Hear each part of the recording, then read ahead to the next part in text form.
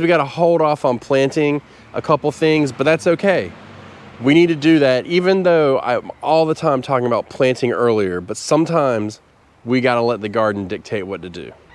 You know, last week it was 87 degrees most of the week, and I just knew that we were going to have a little hiccup, and sure enough, our hiccup came where last night, excuse me, it was 42 degrees, and then it just, you know, today is going to be a high of like 55 to 60 degrees, and we've already, I mean, you can see here, for instance, rutabagas, lettuce, cabbage, tomatoes, squashes, peppers, and I got a whole bunch going on. Now, just because I hit my last frost date, doesn't mean that that's it. There's no more cold weather. What it does mean is you could possibly get to 33 degrees. You just won't get to 32 degrees, and you have to be past your frost date too, because frost dates are a percentage, just so you know. There's actually 3 frost dates per area, and they're at different percentages if you really want to dig down into the nitty-gritty of it. I don't bother myself with that. But we knew that this was a possibility, it was going to happen. Is it too cold for these peppers right now? Not really. And I'm going to tell you why. It's mostly because these peppers are very young, and this kind of weather is not permanent. It's fleeting. I mean, it's the best way I can think to say it is it'll come and it'll go. It's not going to come and stay. You know, it'll warm up in a couple days. So this isn't like a permanent thing here. So you can see all these peppers are doing good. It does look like on this one, I believe that yellowing could be a phosphorus deficiency. I have to double check that. But it seems to be outgrowing it because we fertilized it. So I'm not overly concerned. If I started seeing these coming up and they'd have the same pattern, I'd be a little bit worried about it. But I mean, you can see the rest of them aren't. Sorry, I just noticed that. A lot of times when I'm out here doing this, I'm looking at the plants as well, and it'll cause me to kind of just say something random, but there's your little tip for the day, I guess. You know, but we come over here and then we have this squash bed, and it's not too cold for it, but it's not great. So we have no problem doing it. It's all the same thing with the tomatoes and all that. But what this is really, really good for are potatoes. Really good for it because that heat, as you can see, it kind of took a toll on them, and they started to get big, and now they're starting to lay down. So we're coming up into the last month of them growing. They've been in since February, so March, April, May, so they'll be right at 90 days. So we're at 60 days, so they're starting to calm down. They're probably producing taters now, and that weather really pushed it, so it kind of may have messed us up because they don't like hot weather.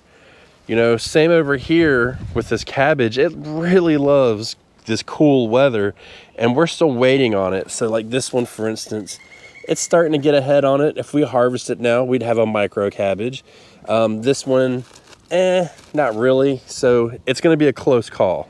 But that being said, I really can't express to you how much I want to replant this bed in this bed. So I'm just itching to get it in. This bed's going to be corn, and this bed is going to be sweet potatoes. And I don't even have my sweet potatoes out hardening them off yet. They're not even outside. They are in the house still. They're nice and comfortable. They're warm and they're cozy.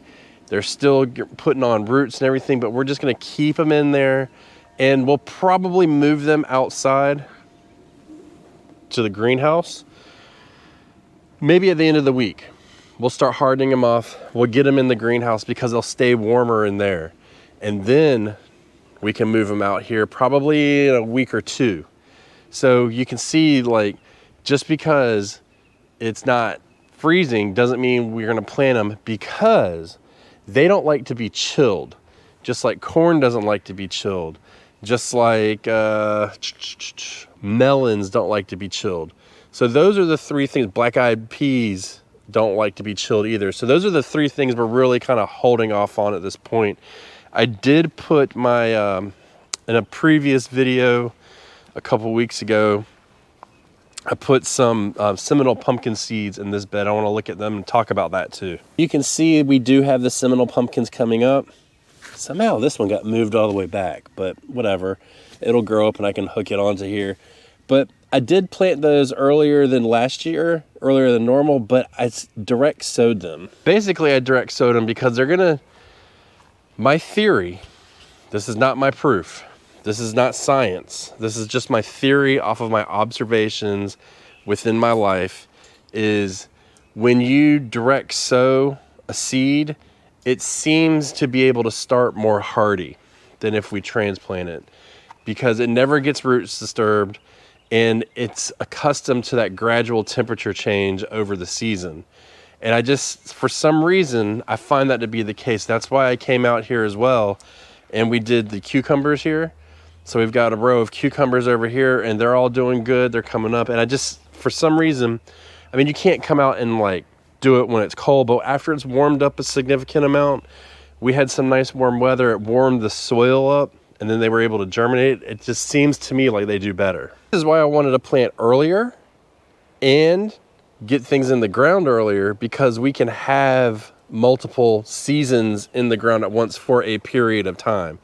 Meaning we've got our summer crops with some of our spring crops with some of our winter crops in the ground, and that's going to cause us to be able to harvest more and more frequently. Now, I'm not going to get too much into that right now, because the next video, if it's not the May what I'm growing video, I don't know when this is going to fall in, but if it is that, then the one after that but is going to be about that. It's going to expand on that a little bit, and I definitely want to spend some time, because this is something that I'm working on in my garden, because you have to remember we eat a lot of food out of our garden. This is most of our produce that we eat for the most part, so we're trying to hone that in and get better at it and get our timings right, because timing is everything. It doesn't matter if it's cold and you're putting stuff in spring, or if it's late spring and you're putting stuff in for summer. You've got to understand that plants like a couple things. They like the temperatures to be right, they like the water to be right, and they don't like to be disturbed.